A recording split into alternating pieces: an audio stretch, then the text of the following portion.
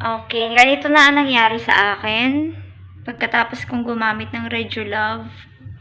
So far, wala pa ako masyadong nakikitang pagbabago. Maliban sa medyo, nung nagsabon ako ng Kojic, humapdi-hapdi na siya. Ayan, namumula dito. Tingin ko magbabalat na to, hindi magtatagal. Ninipisan ko lang yung yung cream. Kasi wala naman masyadong problema yung skin ko. Pero pag may problema ako, medyo dinadagdagan ko rin yan. Sana mag-effect to sa akin. But so far, so good. And excited na akong malaman ang result after a week. Balikan na lang natin. And so, for the first impression, okay naman siya. I'll see you on my next video na lang, guys, para sa update.